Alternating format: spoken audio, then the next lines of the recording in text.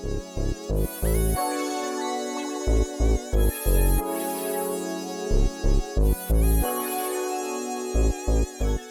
y'all take a mention back with another episode of 36 motherfucking ounces? And today we're gonna talk about what I learned from the dope game about manhood. Shit. This some shit I could talk about for hours, days, years. It don't matter because it's ongoing. I'm always learning about manhood every day. No matter what I went through or experienced then and what it taught me this. Manhood is a never ending journey. So let's get to it. The first thing I learned about manhood from being in the dope game was responsibility, right? Okay, first off, I decided to go out into the world and be a businessman, right? Drugs are illegal, but it's still a business at the end of the day. So I decided, okay, I'm going to do this. I want to do this. I want to experience this. So whatever comes with this is what comes with this, and I'm ready for it. Fuck it. It is what it is. And I had that mentality of a shark going in, like, you know what? I got to play it right. So I learned to be responsible. Another thing I learned was loyalty. Means every fucking thing. It's not about the money. It's about the bonds that you create with the people around you that's in your circle. How y'all look out for each other. If one passes, the memories and the things that you learn from them and they learn from you, that you can pass on for generations to come. I learned how to be mindful of my surroundings and everything that was going on around me. I learned discernment. I learned how to count fast. I learned speed. I learned that speed is necessary in any business. You want to get something done? You got to do that shit fast. I learned to outweigh my competition. I learned branding. See, look. I learned this shit from this. And that's me on this bitch. Duarte, establishment 1984. I learned branding. I learned to separate yourself from everyone else in your lane. Create your own lane. Matter of fact, fuck that. Don't be like none of them. Create your own shit. Do your own thing. I learned, did I say responsibility? Responsibility. Learn how to be a responsible person. I learned how to clean up. Because wherever we was trapping at or whatever the fuck we was doing, I always had this thing like, you don't want a bunch of shit around. You want to be able to see what's where and when, just in case you get busted. I recall one time we got hit because a motherfucker down the street tried to set us up, right? We didn't know this shit at the time. So we ended up having a fight with their whole crew. So after the fight, when the police came, they hemmed us up because we were at, our house, our spot. So we get hemmed up and we're like, damn, why ain't nobody else getting hemmed up like that? So my brother get in the car. They put my brother in the car. And when my brother got out, he told us that he heard so and so on the phone saying that this wasn't supposed to go down like this. Just supposed to been a by bus. My oldest brother was supposed to get busted, but he didn't serve the dude because he didn't feel right. And one of the guys ended up spitting in his face, and the shit took off, and then we just got to rumbling. I'm talking about rumbling like a motherfucker, man. I will never forget that day, and I would have never thought that we would have had an issue. Well, I would feel like we would have had an issue with them niggas anyway, because of who we were. They felt like we weren't nothing but some pretty boys. And we were on their corner trying to take over their spot. But it went down, man. All over some bullshit. But yeah, back to the story. They put us on the ground, had us all sitting down handcuffed and shit. They looking for drugs, and they was looking for a specific gun that my little partner had. It was a shotgun. I don't know why he went and got that big ass gun, but when he came down there with the gun, he ended up tossing it, and they couldn't find it, so they go in the house. I got 2 motherfucking pounds sitting on the table in a bag, dog. Look, I say, fuck. If they find that shit, I'm through. Woo, I'm gonna have to sit in there for a minute. And it was in the middle of the table. We kept a clean house. Middle of the motherfucking table. Don't you know they look right over that bag? They look clean past it. So the only person that went to jail was my youngest brother because he took a charge for my dad. My dad had a joint in the room that he was smoking. So they took him to jail for that because they was kind of pissed off that they didn't find shit. So they felt like, well, fuck it.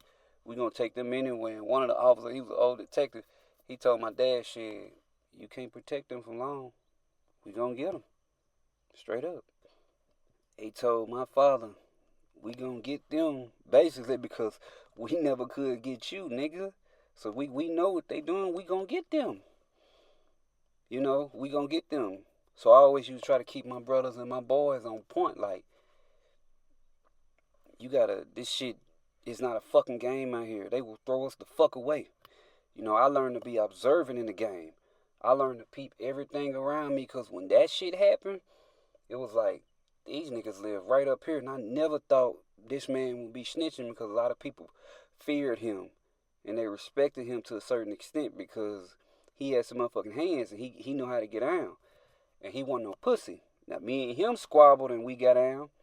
But that was our first interaction. But at the same time, I never would have thought that man would have been there. That taught me to be more observant. Like, these motherfuckers out here who you think big dogs and they out here killing shit and knocking niggas off and out here with all the work and just on some chaotic shit, I'll tell you this, them will be the first ones to open their mouth and talk because they used to it. They used to going to jail. They used to prison. Most of them used to be institutionalized, so, you know, they don't give a fuck, but they do. So, and then they'll rat on you, you know what I'm saying, let you have it. They don't live by no morals, no codes, no motherfucking, they have no values.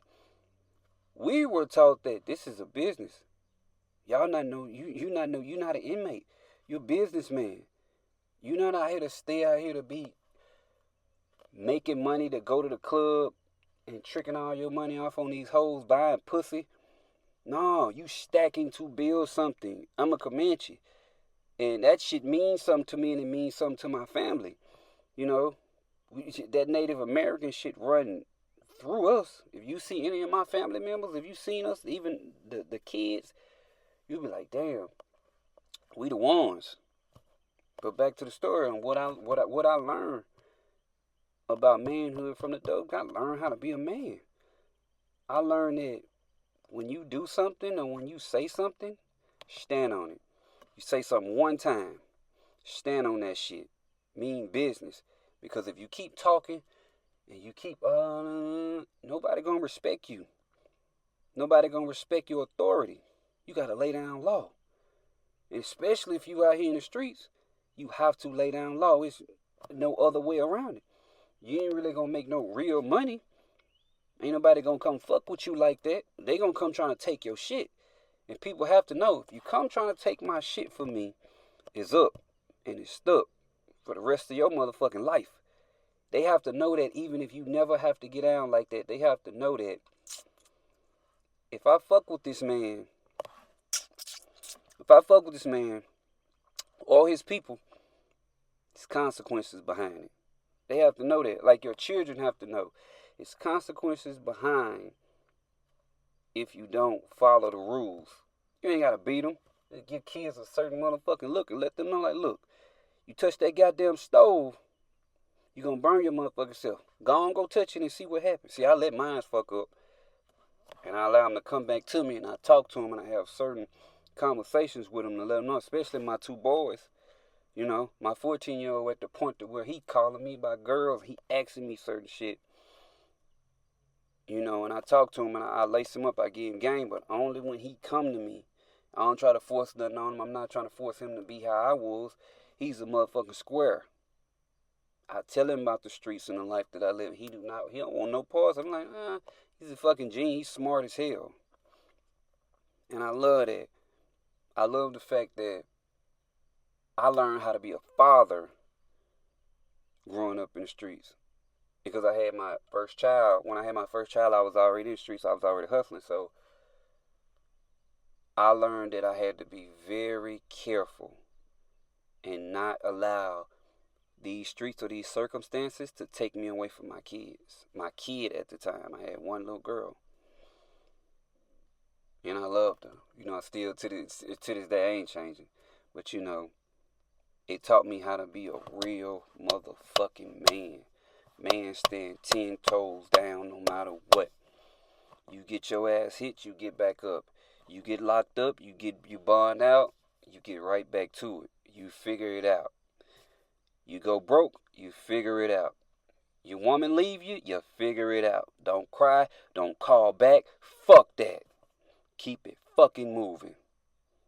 People will respect you more if they know you stand on business. And that's what I learned in the dope game. I learned how to stand on business. The drug game taught me more than my parents ever could. And I love my parents. Rest in peace to my mother. Love my parents, but it wasn't too much they could teach me because I came out swinging. I want to know this. I want to know why y'all doing this. I want to know what the fuck is that over there. It was a point when my father was hustling, and my mother told me a story about how they were doing real good. He was the man. It was doing good, but he ended up smoking that shit. And she told him, look, I don't mind you doing whatever the fuck you doing in these streets. And it's like the 70s, 80s. But if you don't stop smoking that shit, I'm packing these kids up, I'm going to move back with my mama. He got his shit together. He caught a charge. He was facing 10 years. That nigga got right. I don't know if he ever touched that shit after that. I never seen it. I didn't see it then because I was young. I don't know what the message that she relayed to me about him and what transpired change in him. He started becoming a motherfucking junkie, like his brother. But his brother never shook it until a certain point in time. But when he shook it, it was damn near, too late for him. He didn't have a family like my father had, and it's good to have a good woman on your side. If you in the game, somebody you can love, trust, somebody with some type of understanding of you and who you are as a man and willing to follow you and follow your lead. Take care of her. I learned about good and bad women in the in the dope game. Like I said, I can go on and on about shit I learned, in that game. Trust. Who to trust, who the fuck not to trust. How to trust myself. Instincts. It was times to where it was hits placed. And I had to be mindful that, damn, I gotta watch how I walk out here. I ain't done shit, but I know what game I'm in. It was some chatter through the wire about some shit I was supposed to did, and I did it. And one of my people almost got murdered. So I had to rearrange my thought process. Like, hold up. I gotta move more like a general instead of a soldier now. And I'm young. I'm in my early 20s. So I had to think fast. Like, damn, what can I do about this situation? Do I want to go to war? Or do I figure out how to resolve it? And I resolved it. Ain't no motherfucking money in war. We could have went to war. I probably wouldn't be here. They probably wouldn't be here. But that's the thing about business. And another thing I learned about manhood and business is that you don't take that shit personal. You don't take that shit personal. It's business. So I talk to the motherfucker. I talk to people. I let them know what it is and what it ain't. To this day, they respect me more for that instead of going to war. Because people know by the look in your eyes and by your body language what you about. They can read you before you can read you because they're observing you and you don't know that. And that's some shit that I learned. It's psychology. People observe you when you're not even looking. That's some more shit I learned. Be mindful that somebody always fucking watching you. Just like when you get on here and you do your thing and you trying to be a content creator and you feel like you ain't getting no views and ain't nobody fucking with you and you just posting for nothing. Nah, you ain't posting for nothing. Them people fuck with you, they watching you. They just waiting to see if you gonna fall. They sending out certain energy to see if, let me see if this nigga gonna fall. Let me see if he gonna fall off this cliff. Let me see if he walking his tightrope. Let me see if this nigga gonna fall off this motherfucking tightrope. Or if he is the man that he says he is. And I know I am. I'm past tests. I pass tests that come to me every day. I have shit going on in my life right now. And I reflect back to the game. What I would have did then. And I keep that shit in mind. The same tools I used to be a motherfucking drug dealer, I used to be a businessman, and I dominated my area. I dominated my motherfucking market. And nobody could fuck with me in it. And still to this day, nobody could fuck with me in what I do, how I do. I'm Diarte. Ain't none other but my junior. He ain't me. He gonna be bigger than me. You know what I'm saying? So, I would tell you to like, subscribe, comment, or do whatever the fuck you want to do. But if you did get something out of this, you ain't got to do none of this shit. Just take it and fucking run with it. You ain't got to tell me. Long as I know, long as I understand that I'm doing it for the right reasons, I'm on here talking for the right motherfucking reasons, shit, I'm cool. I'm cool if I don't get 0 shares, no shares, no likes, none of that. But if you heard it and you got something out of it, pass that shit to somebody else. Pass that shit to your son, your daughter, your uncle, your brother. We passing games.